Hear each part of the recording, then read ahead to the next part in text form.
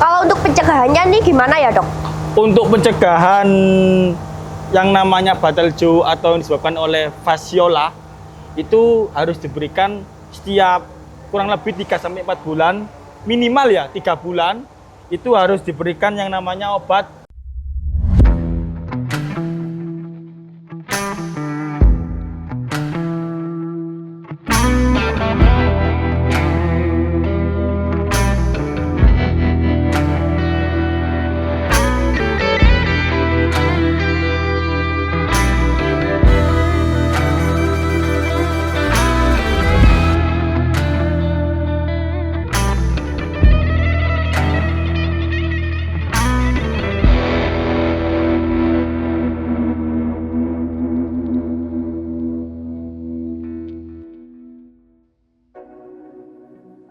Baik, Assalamualaikum warahmatullahi wabarakatuh.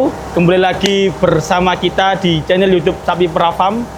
Kali ini bersama saya Dr. Herman Lukman, bagian dari tim kesehatan hewan Sapi Perah Farm, dan bersama anak PKL.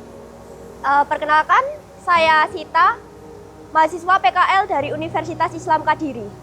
Baik, pada konten kali ini kita akan membahas mengenai penyakit-penyakit pada sapi perah atau sapi potong, yang mana juga sering kita temui. Baik kita melakukan palpasi atau pengecekan pada area tubuh sapi, apa sih penyakit itu? Yaitu adalah benjolan pada kelenjar submandibularis. Jadi pada bagian submandibula itu ada benjolan seperti bentukan botol. Intinya benjolan itu ada yang keras maupun empuk dan lain sebagainya. Baik, mari kita akan bahas lebih lanjut apa benjolan tersebut.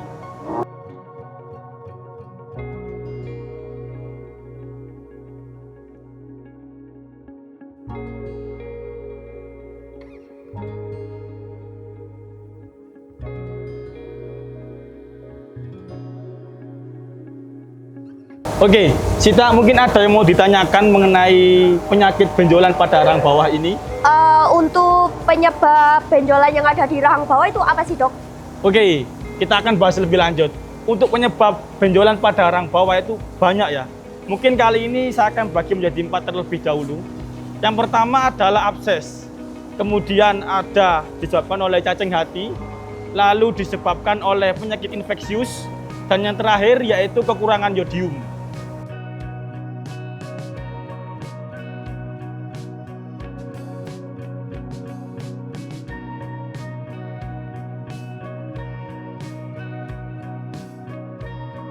Baik dok, untuk membedakan masing-masing penyakit itu bagaimana ya dok?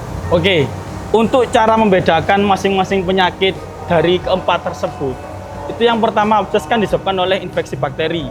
Jadi untuk cara membedakan ketika melakukan diagnosa adalah yang pertama, abses itu pasti ketika kita melakukan palpasi atau kita pegang itu terasa empuk. Jadi terasa empuk dia. Terasa empuk seperti ada semacam cairan, atau ketika kita bedah pasti akan keluar nanah atau darah ataupun cairan. Itu abses.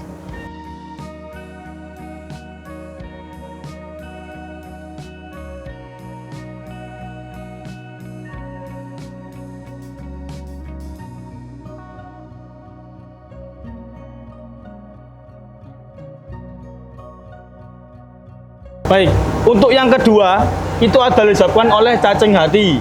Yang mana ketika cacing hati itu sudah menyerang pada sapi ini, itu ketika berjalan secara kronis baik itu 4-5 bulan, maka pasti akan terjadi yang namanya benjolan. Lah, ini biasanya itu mengarah atau yang kita kenal dengan penyakit istilahnya Bateljo atau radang botol gitu.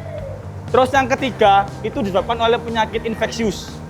Penyakit infeksius yang paling sering, dalam artian yang paling sering menyebabkan radang botol atau ada benjolan pada rahang bawah itu adalah septicemia epizootica. Apa sih septicemia epizootica itu?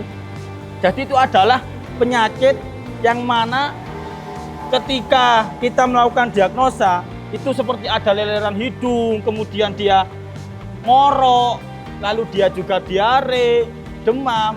Dan apabila terkena penyakit septicemia epizootика, itu kemungkinan 100% adalah bisa menyebabkan kematian. Dan biasanya berjalan secara akut, jadi nggak lama waktunya, maka bisa menyebabkan kematian. Terus yang keempat adalah kekurangan yodium. Ya, yang seperti kita ketahui ya, gondongan itu biasanya terjadi oleh kekurangan yang namanya yodium. Begitu Sita.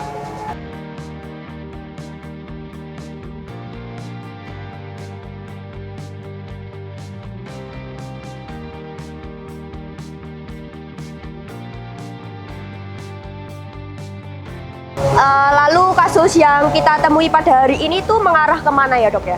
Untuk kasus yang kita temui pada hari ini, itu kalau menurut diagnosa saya itu mengarah ke disebabkan oleh cacing hati atau fasciola gigantica. Kenapa kok saya lebih mengarah ke cacing hati yang penyebabnya? Dikarenakan ketika kita melakukan palpasi atau kita pegang, itu lebih terasa keras. Karena kenapa kok keras? Isinya ini bukan cairan, akan tetapi lebih ke gumpalan lemak. Untuk detail lebih lanjut, kenapa kok bisa ada gumpalan lemak itu sangat detail ya, mungkin bisa dibahas lebih lanjut. Jadi intinya pada kali ini Sita, kasus yang kita temui yaitu adalah cacing hati. Ya. Jadi radang botol ini atau kita kenal dengan istilah Battlejaw itu disebabkan oleh yang namanya cacing hati. Begitu.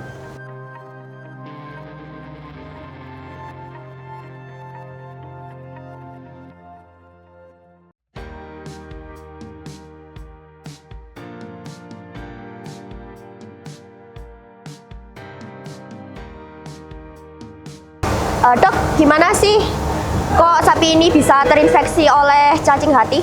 Oke, kenapa kok sapi ini bisa terinfeksi oleh yang namanya cacing hati? Di Indonesia sendiri, cacing hati yang paling sering menyebabkan yang namanya Battlejaw Sita itu adalah fasciola. Fasciola terbagi jadi dua. Yang pertama yaitu adalah fasciola gigantica sama fasciola hepatica.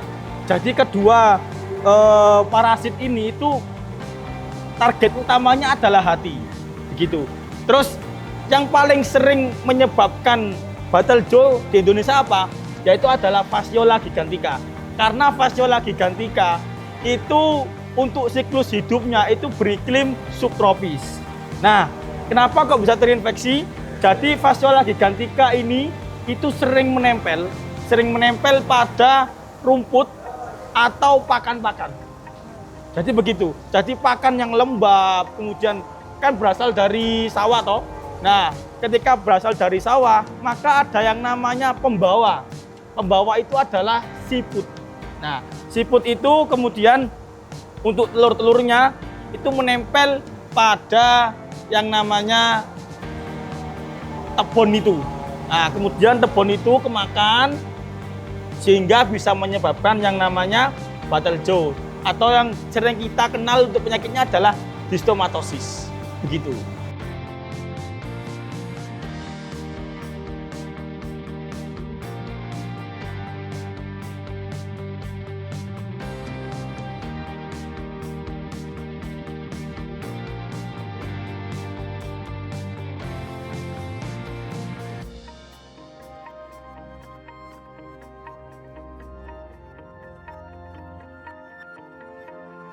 Baik dok, cara penanganan Battlejaw yang mengarah disebabkan oleh cacing hati itu bagaimana? Untuk cara penanganan Battlejaw, yaitu adalah harus diberikan yang namanya obat cacing. Kan disebabkan oleh cacing, maka harus diberikan yang namanya obat cacing. Terus obat cacing apa dok yang bisa, yang paling ampuh untuk penyakit distomatosis atau yang disebabkan oleh Battlejaw ini? Yaitu bisa menggunakan banyak merek ya, albendazole, fenbendazole. Kemudian yang paling sering kita gunakan di sini adalah merek Fluconix. Yang mana merek Fluconix ini isinya nitroksil. Nah, nitroksil ini untuk cara pemberiannya itu bagaimana? Cara pemberian nitroksil itu bisa dilakukan bisa kurang lebih minimal 12 minggu. Jadi 3 bulan itu harus diberikan yang namanya obat cacing. Lalu untuk yang bunting, misal ini bunting, misalnya ini bunting nih, bagaimana? Apakah aman, Dok? Kalau menurut literatur yang isinya nitroksil itu sangat aman untuk pada hewan bunting. Beberapa dokter atau ahli juga menyebutkan bisa diberikan yang namanya ivermectin, boleh dengan minimal usia kebuntingan 45 hari. Namun pada sapi perah farm ini kita biasa menggunakan yang namanya merek Gluconix. Kemudian selain dari obat cacing, maka harus diberikan obat anti radang. Bisa merek dari dexamethasone atau yang lain-lain. Dan bisa diberikan yang namanya vitamin untuk bisa menjaga kesehatan tubuhnya. Begitu sih, Tak.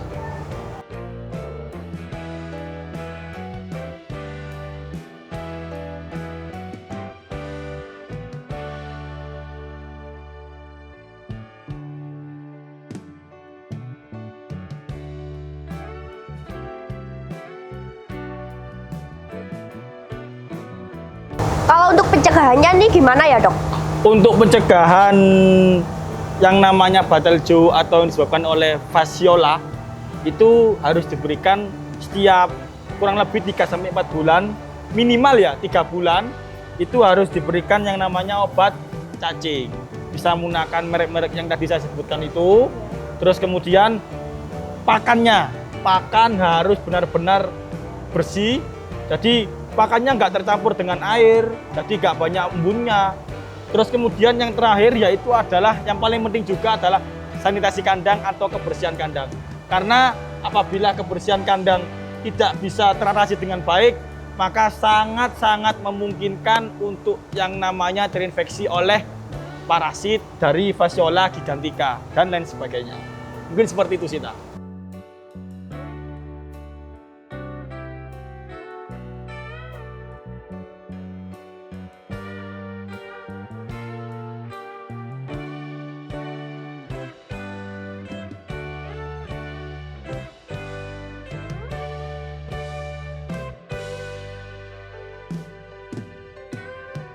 Baik, Dok, terima kasih atas penjelasan tentang penyakit Bataljo yang disebabkan oleh cacing hati ini.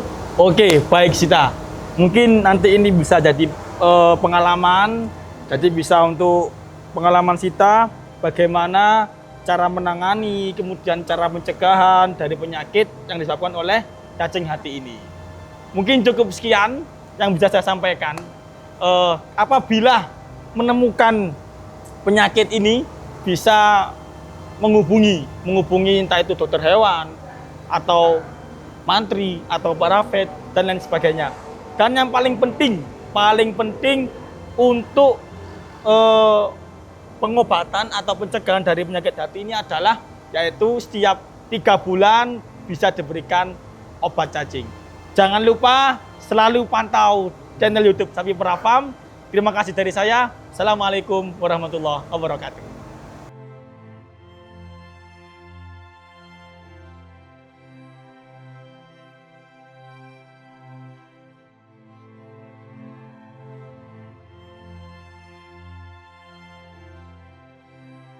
Baik, penonton Sapi Perah Farm, YouTube Sapi Perah Farm, Sita, masih ingat nggak dengan sapi yang nomor 71 hijau? Oh, yang terkena Bataljo itu kan ya, Dok? Nah, yang kemarin kita diagnosa Bataljo. Oke. Terus kita sudah suntikan beberapa obat, baik obat cacing, kemudian vitamin, obat anti radang.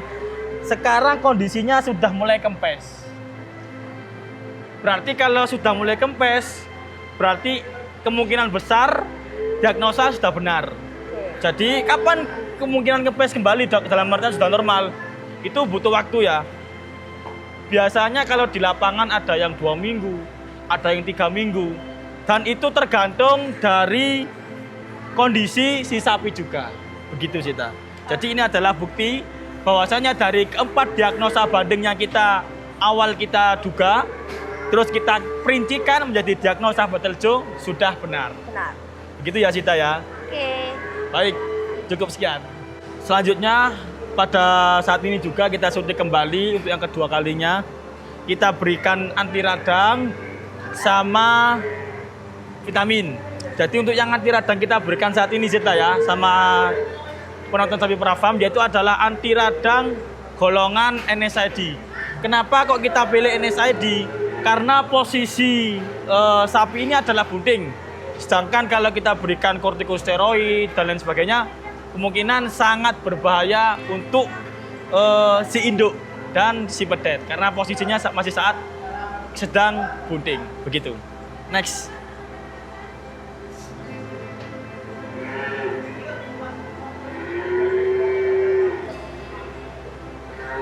Untuk penyuntikan sapi, kita tetap menggunakan atau cara melalui IM atau intramuskular dengan posisi di preskapula. Dengan caranya kenapa kok di preskapula? Karena di sini banyak sekali yang namanya muskular.